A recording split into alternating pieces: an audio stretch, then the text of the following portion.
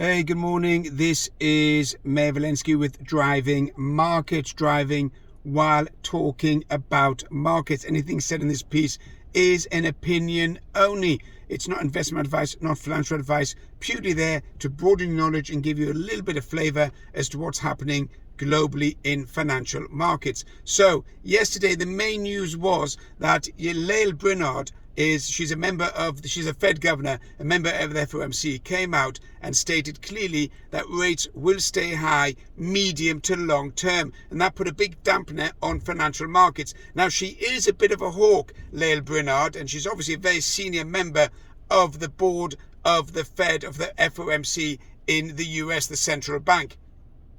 And she's been pushing for higher rates all along. And there's been a lot of speeches this week by the Fed governor, but hers is the most hawkish, and that's one that was paid attention to the most in financial markets. So the odds are now that there will be a 25 basis point rise in February, unlikely to be higher than that, taking into consideration the overall economic environment. It's unlikely there'll be 50 basis points unless something dramatic happens. But really what we're talking about is 25 basis points in February, already priced into the market. Also yesterday in the US, housing starts and housing permits dropped off the charts.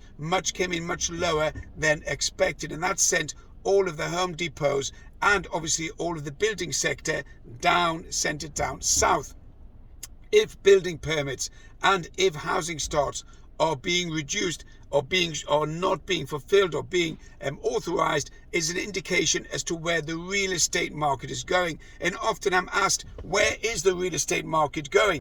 I've been asked on YouTube, on comments, on TikTok comments, Instagram, and also WhatsApp, where is the real estate market going? Well, if you go and buy building permits and you go and buy housing starts, then that is the net number of houses being commenced is lower than anticipated. The overall real estate market is is lagging behind financial equity markets. So you could expect in the next 12 to 18 months a 25 to 30% drop in real estate prices as interest rates have a greater impact on the household income and consumer spending within the US and obviously Europe and the UK. Remember, the big impact is on the pocket. Now, if the cost of accommodation, which is interest rates or rentals, go up, there's going to be less money in the pocket of the consumer to spend. And we're not only talking at the moment about accommodation and housing. We haven't even mentioned the cost of living, which is the food, vegetables, fruit, electricity, gas,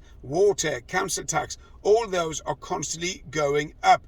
And you'll see that those prices will rise over the next 12 months. It's unlikely that the actual basket of food that you buy in the local store will drop. So taking into account that you're going to have a rising accommodation, rising housing, rising rent, and rising food prices which seem no end, then that's going to take money out of the economy and obviously going to exacerbate and frustrate a recession even more. We are going to go into recession in 2023. We might not even be officially in recession because the measures that the governments use would be manipulated in order to broadcast and give the good feeling factor to the public that there's no recession, but effectively there is a recession, and the consumer, the retailer, the wholesaler, the businessman can feel that costs are rising and there's less money, feels less confident with what he's going to be making and how he's going to survive the month or the quarter or the year. So housing starts, building permits is an indicator as to where the housing market is going. On the other hand, a shortage of housing with an increased demand would push prices up or maintain them. Unlikely, as more and more households will get under pressure in maintaining their mortgage payments and could end up having an avalanche of sales at the end of 2023 and moving on to 2024.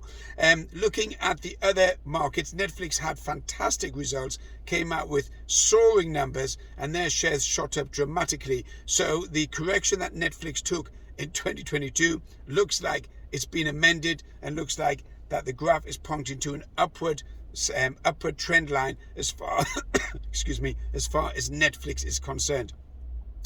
Banking sector, mixed bag of results, a little bit under pressure, not too sure where it's going, but there will be more layoffs as far as the banking sector is concerned, as their overall investment bank revenue and their mergers and acquisitions and their corporate revenue takes a hit as a result of corporates not doing the same level of activity as they did in previous years, and they're cutting back. Remember, I mentioned layoffs yesterday with Microsoft and also mentioned layoffs with Amazon. They're going to continue with affecting other sectors, not only the high-tech sectors, but there will be layoffs across the board in 2023, which again will add to the negative feeling of a recession in 2023. Gold's an interesting one. Been mentioning for a while that gold was undervalued at 1800. Excuse me. It's moved on well above 1900. Probably next level is going to be $2,000 an ounce, even $2,100 an ounce.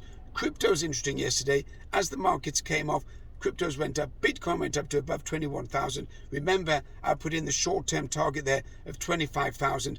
Bitcoin, cryptos, it's very much binary. It's either an up or down. There's no real fundamentals to the crypto sector and nothing to measure it on. They don't produce anything financially apart from a wave of enthusiasm and traders and gamblers and gamers who will just want to jump in there and get on the bandwagon of a fast moving market. But it looks like it's got a bit of impetus. It looks like it's got a bit of steam, and the next target is 25,000. At 25,000, if it doesn't break through, it's going to go all the way back down to 20,000. So those who are crypto traders or Bitcoin traders, keep an eye on that and let's see where Bitcoin goes in the near future.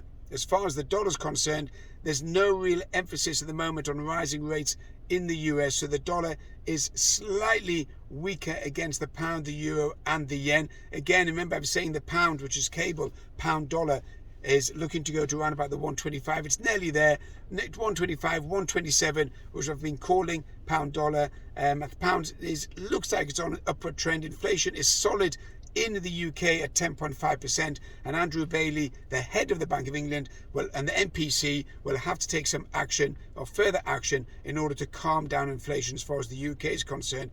I don't think he's going to take any particular strong action. I think at the next MPC meeting, it's going to be 25 basis points in the UK, because Andrew Bailey just doesn't have the guts to take any hard, solid action as far as the UK is concerned. Euro probably trending up with rising interest rates in Europe, even though I have called it down to 95 to the dollar, the euro dollar, which I do believe it will get there, because once the interest rate cycle finishes in Europe, then I think it's going to trend all the way back down, because Europe is in a shocking state and the corporates there are really having a lot of trouble. Anyhow, that's it for now. You can catch me on YouTube, subscribe. You can also catch me on Instagram and TikTok, trying to give as much information as possible. Share the videos, friends, comments. Happy any direction you want, any particular topic you want to discuss, let me know. Have a good day.